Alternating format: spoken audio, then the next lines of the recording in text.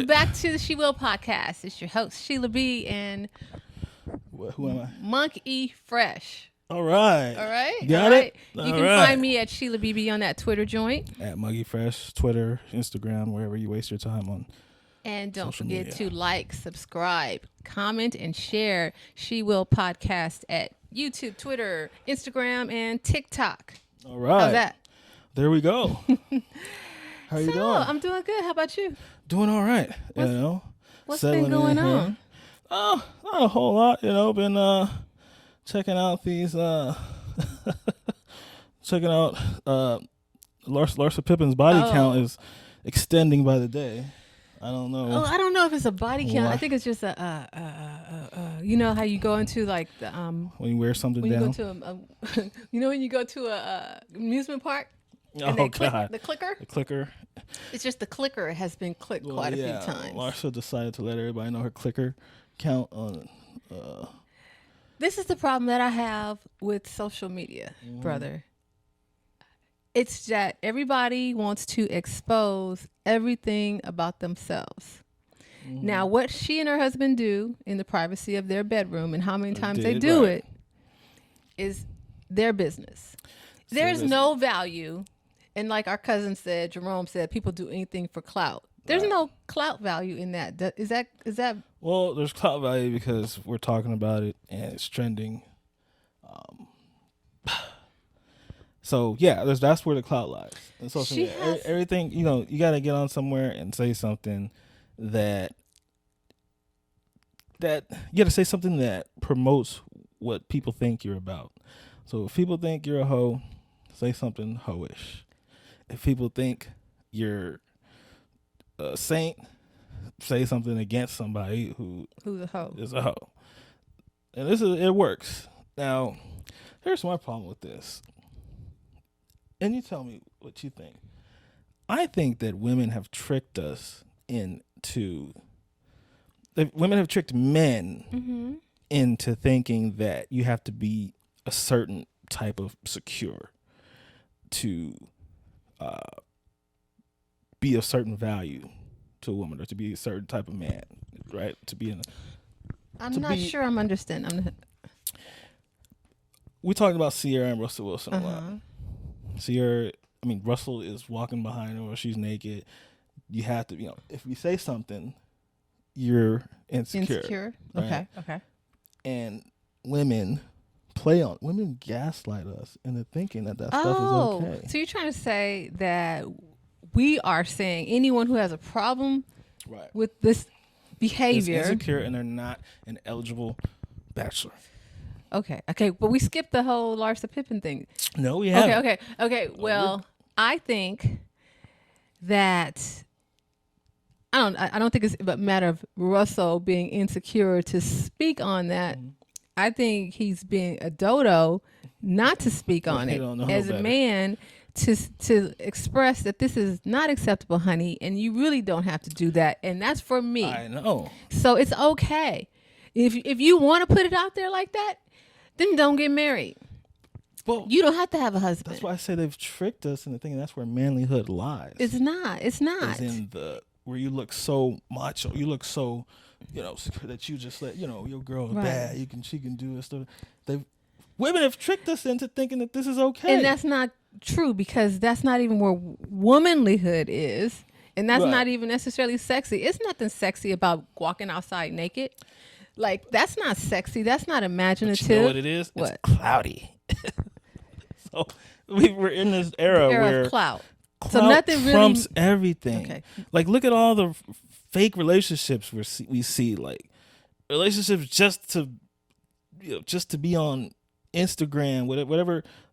We rarely do we know what actually goes on with people. We know what is portrayed. Real relationships say they're older, of course, but Denzel and Pauletta, you don't hear anything about their relationship, you know, and he's wise that, and they, even when they were younger, it wasn't like, but then of course we didn't have social media, which I believe maybe the social media has just ruined everything. Right. So for everyone. It makes it to where, so if you're a man and you want to get in a relationship with a young woman,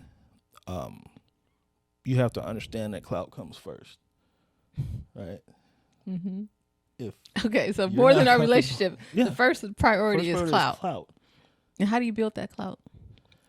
You go to the Vanity Fair red carpet with your JJ hanging out. You talk about, while you're in a public relationship with a man, you talk about how much your previous man banged you out. That's how you prioritize clout. And women have tricked our young men in this society into thinking that's how you express your manlyhood, is by being okay with these things, allowing your woman to be her sexiest self, right? Well, I think that's outrageous that Larsa Pippen, while at the same time she's with Marcus Jordan, he's a chump. You know, that she decides that she wants to tell this story. I just think she's just a bad, because she's not only just, you know, I was coming from this angle, just a, what is she, 46? 48? 40 something. 40. He's 32. She is, I think she's 48 or 46. She's like a mother of grown people, a son who's in the NBA. When you're just setting yourself up to be like, for him to be bagged on and ridiculed. I didn't even think about you that. know what Poor I'm saying? Sons. I mean, personally, imagine the locker room. I mean, if he had an enemy or someone who wasn't really feeling him, how they might, somebody who would clown him, you know. So she's so busy still at 48 years old, searching for this clout, searching to be relevant, that she can't even think of how it affects her relationships kids around her. Yeah, nor does she care, because she's still trying. That's what I dislike about so many people. That's why I tell them to sit down, because at a certain point, you've achieved quite a bit. Right. You know, Sierra's achieved quite a bit. You don't have to do the clout chase now. You don't know. Just enjoy your life. But you still want to be relevant. So now you're just searching for all these different things, and that's the thing. And clout equals relevancy more so than talent that equals relevancy now. Right. It's the different. Like we talked about, the trashy stuff wouldn't slide back in the day. Mm-hmm. It was about the talent to keep you in the newspapers or the magazines or the, whatever it was. Right. Now it's the opposite. You're right. So that was one thing that you had your girl Sierra at the Vanity Fair. That's right. All right. And then you had Larsa at, I think she was on the reunion show. Oh, that's what that was. I think that looked like a reunion show. Mm-hmm. She's been making the rounds everywhere lately, it seems. Was that Vanity Fair that Donald Glover was acting at? That was, yes, Vanity Fair, Donald. And I like Donald. Yeah. I'm trying to figure out what he's trying to do. Well, let's see what he's trying to do here. Let's take a look at this. Let's take a look at this. Donald, for me. It almost feels like a twirl. What? Man, is he clowning? He wants to. I think he's trying to own that outfit. First of all, he's got a cutout. I think when you put that outfit on, I think the twirl comes with it. He's wearing a cutout, right? You have to. I mean, how many men have you seen with a cutout? But this goes back to something we talked about previously, the masculization. Is that a word? I don't think so. Masculine. Researchers, how do you say that word? Is she smart? Help me. Emasculation. Thank you, researchers. Thank you, guys. Appreciate you. Right. I couldn't do it without them, because every now and then, stuff happens. But anyway, the emasculation of men in fashion. And then you have some men who actually want to own this. Yeah. Right. So he's twirling. Mm-hmm. And he's wearing a jumper. That's why I say you got to be so careful. When you're controlled by fashion, you're subject to anything. Whatever. He's kind of pulled up really high. Whatever fashion changes, whatever is in fashion, you have to follow. You got to do it. You got to do it, and you end up twirling on the red carpet. That's why. And this all goes to what we talk about a lot on the podcast too, is how sexuality now is fluid. Yes. And you cannot tell people otherwise. What do you call it? the higher ups in the anarchy of society. Research is it anarchy of society? Wait a minute. Hey, I don't need a thesaurus like you, all right? Okay, I'm just saying. The anarchy of society. What is it when you hierarchy? No, Sons of Anarchy, great show. Okay, doesn't apply here.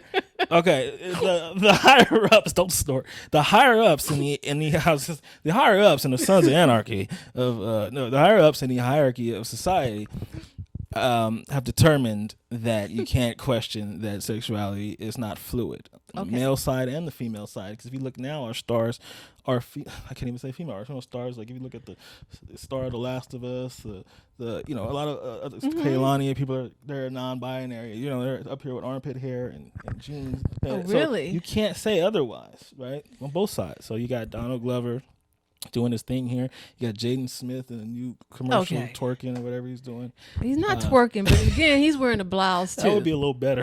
But this is, and this is all okay. This is who these people are, and this is, be yourself. That's that's the beauty of seeing these young people. Well, I just have a question. Yeah. Okay, I thought maybe for about the last 5 years, I think I followed Donald Glover. Was he always this fluid in his dress? No. I mean, I remember in his early days, he was more towards just being a geek, like dressing like the nerdy, which I think he's always took pride in being different than whatever status quo is for a young black man, which I have no problem with. I do. Especially if status quo is going to be Future and Young Thug and shit. I'm fine with that. But like I said, he's one of the people that's going to be a victim to fashion trends with how it's changing. So he went from the Kanye West style, which was fashion forward in 2007.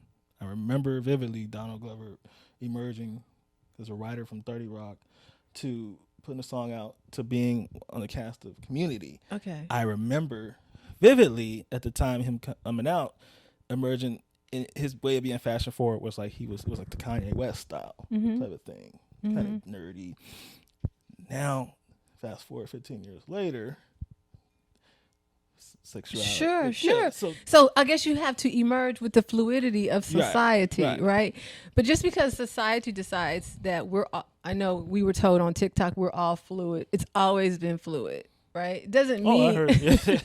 doesn't mean it's true. Yeah. I'm forever gonna dress, as a woman because I identify as one. Wear your jellies. I'm gonna wear my jellies. Wear your jellies. You know what I'm saying? The lost files of the jellies. I'm always gonna do that. And just because the fashion's changed, it doesn't mean tomorrow I'm gonna start dressing in men's attire. And I just think this is off. And maybe I'm like my father. Yeah, maybe I'm like my father, and I'm stuck in my generation. You couldn't say a guy walked up to you at talk to me at the Laker game, and he's got a blouse on. I mean, if he's decent looking guy, it's just this is the times. This is fashionable.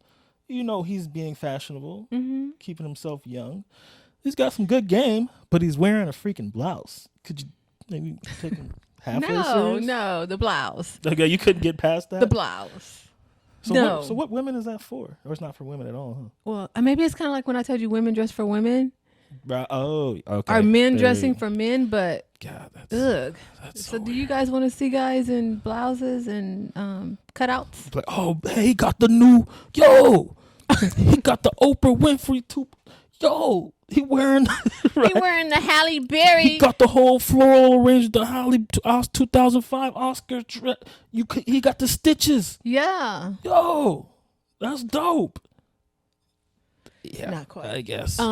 Speaking of Halle Berry Oscar dress, I went to the Academy of Motion Pictures Museum. I think that's what it's called. And they had her dress. Oh, they had the dress. They had her dress, so I got to see her dress.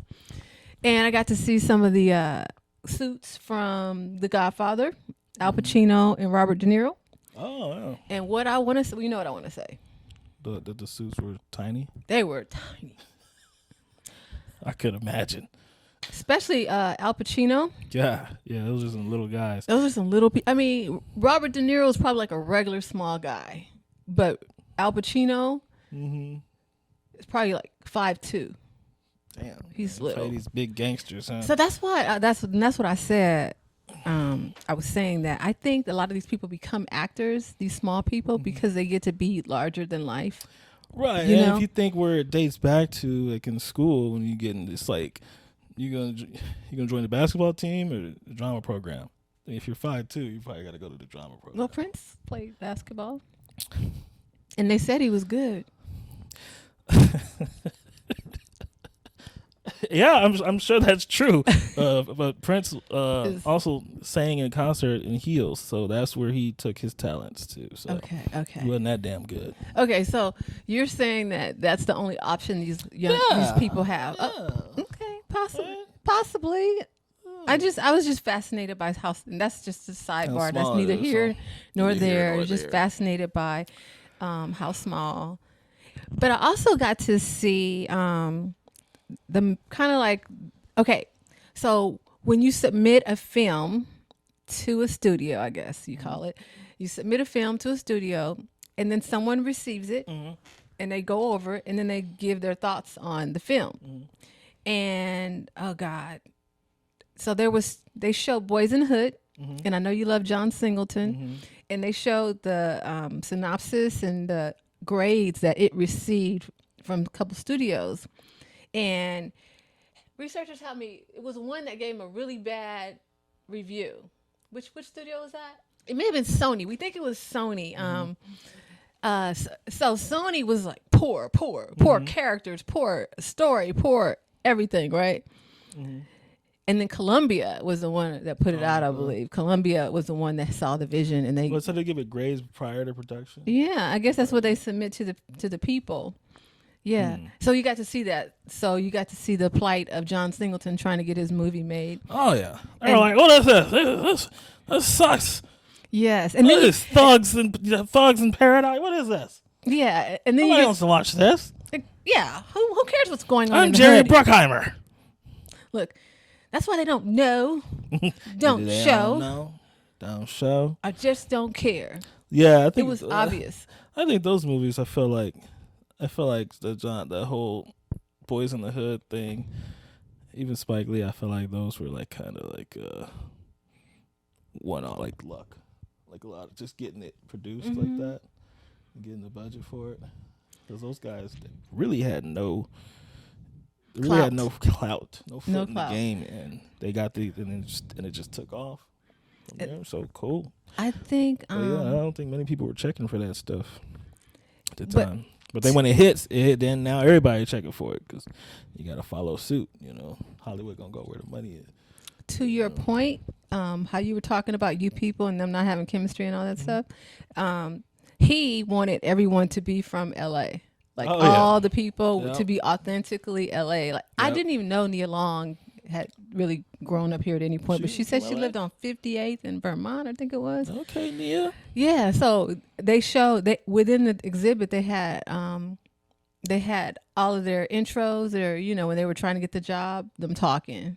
Oh, really? Yeah, which is kind of cool to see everybody, and like I think it's like a screen test or something for Ice Cube, and just kind of like the porn talk you said they have when they ask you all those What's questions. What's your name? Sarah.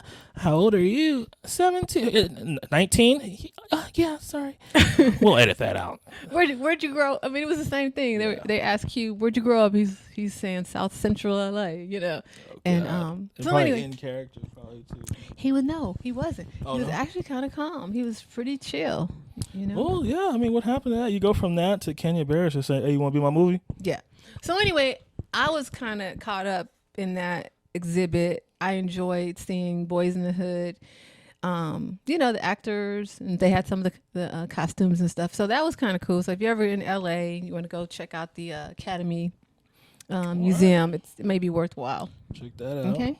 That's right. So anyway, Swarm. It's hot.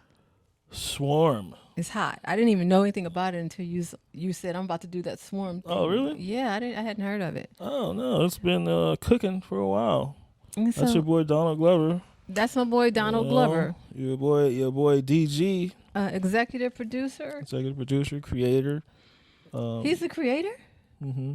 Oh, yeah. I know Malia Obama was able to do a little writing on there. It says she co-wrote an episode, I think episode 5 or something like that. Okay. Interesting. Yeah, this thing had a lot of surprising artists. You know, so first episode had Damson Idris, Chloe Bailey. Second and third episode had Paris Jackson. Dandris Ilba. Dandris. Idris Elba. You just mixed up 2 British guys in one. Dandris who? Idris. Dancing Idris. Yeah, keep it up, young man. Damson Idris was giving Chloe back shots in episode 1, and a lot of people are. Here's what Chloe Bailey did. Because you know how Chloe Bailey's been so sexual since she's turned 21. Mm-hmm. She's doing what they call virtue signaling. What's that? Okay, I'm glad you asked. Yeah, I've never heard of it. She put out a statement where, conveniently before the show came out, Swarm came out, she says, she's really comfortable with her sexuality and doing stuff for her artistry, but in reality, she hasn't had a lot of sex, she said. So it's funny. She said it's ironic. So basically she's letting you know, I'm a pander to all you hoes, but I ain't one of you hoes. Apparently in this day and age, that's a big no-no. Isn't it ironic? Don't you think? That's a big no-no. A little too. Especially since sexuality is supposed to be so fluid. You ain't supposed to act like, okay, you're a traditional woman. No, what is that? So she's saying, okay, I'm acting like this in this film or this films, whatever videos, but songs, don't get it twisted. A good girl. I'm a good girl. And so is she getting backlash for that? She's getting backlash for that. Are you that. serious? Yep. So what's the backlash? The backlash is that's damn near like an abusive thing to say. To the people who are because you're putting down what you're portraying. You're putting down those people. You're putting down the Larsa Pippens. You can't be an artist the Lala Anthony's of the world. You're putting down the Amber Roses of the world. You're putting down. She reminds me of Amber because Amber gave up men. She kind of seems, I don't know. It's kind of the front end of what Amber did on the back end. Amber Rose? Yeah. Chloe didn't give up no man. Who? Well, she just gave up dating and she decided she wasn't going to live that life anymore. Oh, Amber Rose. Oh, God. Right? Oh, yeah. She's saying on the front, she said, I never got started. But people, her Twitter's like, we don't believe you. Oh, God. Okay. So, yeah, Swarm. What's interesting about this show is whether however you feel about the show, the content of the show, I think I will say it's very well done for what it is, and creative in the sense that it's an anthology, but which means every episode has different characters, different surroundings, but it follows one central main character. Is that But Chloe? each episode, no, that's Dominique Fishback. Okay. Dre, who's the main character. The show follows her through 7-8 episodes of all different. Basically, every episode is a different show, basically, but still following her story. So that's interesting, creative, unlike and I'll say, whether I like the show or not, if I didn't like the show that much, but I can say it was well done, creative. It ain't like Abbott Elementary where it's not funny and it's not well done, not creative or anything. Well, hold that thought. I don't think I like anthologies. Yeah, they're coming out with a lot more of those. Because I think Donald tried to make Atlanta. Yeah, if that's what an anthology is, which I did not know the that. The last season was an anthology. Right. And I feel like part of having a series is the investment that we have in the characters, us kind of liking them, are interested in what they do next. Right. And then when you just have new characters every single time, you lack that. Donald does what you do when all your characters are filming Ant-Man and stuff. Okay. Like, let's just do an anthology. Brian Tyree Henry's doing 72 movies. Sure. Donald's doing, whatever Donald's doing. He's doing Swarm. That girl's doing Fast and Furious 7 and stuff.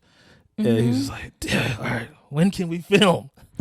Okay, get this little boy over here. Look, we're going to do it about the little boy. We got one story. Yeah. So, which to me made the last season of Atlanta kind of a waste because they didn't even finalize anything. But okay. Okay, all right. So, so there's a story. It's interesting though to touch on. There was a high school girls basketball team in Vermont, which Vermont is the place that actually exists, and it should be stricken from the union. So they're ineligible to participate in whatever tournament or league they're in because they refused to play another team that had a transgender player on it. So which would be originally a boy, now a girl. Now, there's been a whole topic about transgender in sports. Mm-hmm. How do you feel about it? Should there be rule changes? Should it be allowed? What do you think? Well, in basketball, it possibly could be different. However, I believe that a man's body is a man's body, and it comes with some indelible things that are part of a man as far as the testosterone, the strength, and all that kind of stuff. Okay. As a result, when a man with these characteristics competes with a woman who doesn't have those things, that gives them, in my opinion, an advantage. An unfair advantage. In any sport? Now, that's why I said it could be different in basketball. I mean, but at the same time, when you're like bodying up and pushing like as we do, it gets physical in basketball. Yeah, that's different. Then, she's going to have they are going to have an advantage learning. Good for you. Anyway, they're going to have an advantage when dealing with cisgender females. Really? Sis, you got all the terms. I'm getting good now. Studying, huh? I've been studying. I told them. So, for that reason, I am more so opposed to this. So what do you do? Like, where do they play? Because there's gonna be trans. Maybe they should have some leagues set up for it. But there's not enough of them, especially if you're in a town in Vermont. Maybe they should put together teams like within a township, within the cities where they have all the trans kids play, so there's no unfair advantage. Maybe like a statewide thing, maybe. Yeah, statewide league. I think a city, and city. They can do the whole thing CIF through that, possibly. What do you think? Yeah, I think. I agree, especially because I'm assuming that if in high school you're pretty early on in your transition, so there's still a lot of boy in you. You haven't been on estrogen pills long enough to take away certain physical advantages. Okay. So, it's tough though because then it's like, well, where are they gonna play? They're not gonna play with the boys. You know, and I don't think there's enough transers to make their own league in regional situations. So it's tough, So are you? Well, I don't understand. I don't know what your decision is. Is it let them play or don't let them play? Well, you have to let them play. Okay. Yeah, you have to let them play. In basketball, you might be able to walk that line a little better. There's some where I'm 100% categorically wrestling, track. Okay. No, because no. Yeah. Maybe wrestling. Yeah, wrestling. There's some where I absolutely say absolutely not. Even softball. So damn every sport basically you're saying shit. Separation. Because there's some advantages. I'm assuming a trans girl would be stronger, thereby able to hit more home runs, which would give her an unfair advantage on the softball team. Oh yeah. Okay. So I don't think it's fair. Yeah, I don't think it's fair. It's not fair, but then it's just like, but then, what do you do? I know people aren't really interested in being fair. Right, yeah. Fair is not. We just have to be accommodating. And while we're on sports, I went to the Laker game last night. Lakers played. Is that where Austin Reeves went off? That's what I want to talk about. That's what I want to talk about. AR-15. Is he AR-15 yet? He's AR-15. But wait a minute, he is AR-15. Is he number 15? Is that okay to be an assault rifle? Well, I mean, he's a young white male, so yeah. Okay. He looks like it. I mean, can you imagine if Ja Morant was AR-15? Well, yeah, I mean, can you imagine? Yeah, I mean that's what he was carrying, but you can't. No, you can't identify. My name is Ja, but I identify as AR-15. Right? That's what he identified as. So we go to the game, and AR-15 is having a great game. He's got 36, 6 and 6. And the thing that kind of irritates me with him, I mean not with him, with the fans as it relates to him. Do you know what it is? What? They get so excited when it's AR-15 doing it. They act like he's the best player, the smartest player. No one ever did it as good as him. It's the level of excitement and enthusiasm is extra. Yeah. Giannis does it every day. Right. But if Austin Reeves does it, it's like, and that's I keep saying Staples Center, and that's in LA too, huh? So, and you talking about the fans there, or are you talking about like I'm talking about the fans there. I'm sitting there like he's awesome. Well, and they're just hanging on everything he does, and I just want to. They finally have one. Well, they get one. I mean, for a little bit, it's like if we was at a swim meet, and the nigga was just out swimming everybody. Was like, yeah, wow. That's amazing. So you think I should just cut him some slack? So the white people got one. They're like, oh yeah, we got a shot, So we're gonna ride it to the wheels. It was just annoying. Maybe I don't know. It's just annoying because if it wasn't him, it was Alex Caruso, Lonnie Walker. They never say anything good about Lonnie Walker. They never get excited about it. And Lonnie did well, for them. But it's kind of like that Jeremy Lin effect too. But it wears out. It always wears out. Okay. And once this AR-15 is done, a good job.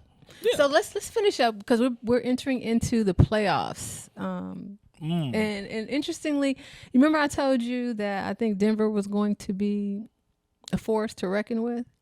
I don't think so anymore. Really? I feel like they're dropping off. They were losing steam. Did I tell you that? I was like, no. Playoffs. Did you? Yeah, because I said every year they're they're the same talented, and then they were hurt. But I'm starting not to believe that they're gonna be. I don't believe in Denver, and I don't believe in Memphis. Okay. What do you think about Kevin Durant getting hurt in warm-ups? Is he still out from that? Yes, he's gonna be out for a couple weeks. No, Kevin Durant's one of those people you look at. And it's just like, oh, Kevin, watch out, Kevin, because he's so frail looking, right? And that's the problem I have with this guy, this Wembanyama guy that is coming out next year. Wembanyama. That's the problem I have with him. It's just like, you got to be damn near like guiding him every step he takes. Like KD slipped. He crumbled. And he crumbled. He kind of crumbled. And that foot, it don't look like that big old foot. And them little, it can't. It's a recipe for disaster. And Wembanyama wears a size 20 shoe. For real? Yes. And he's leg skinny. Is the size of his microphone. That's a recipe for disaster.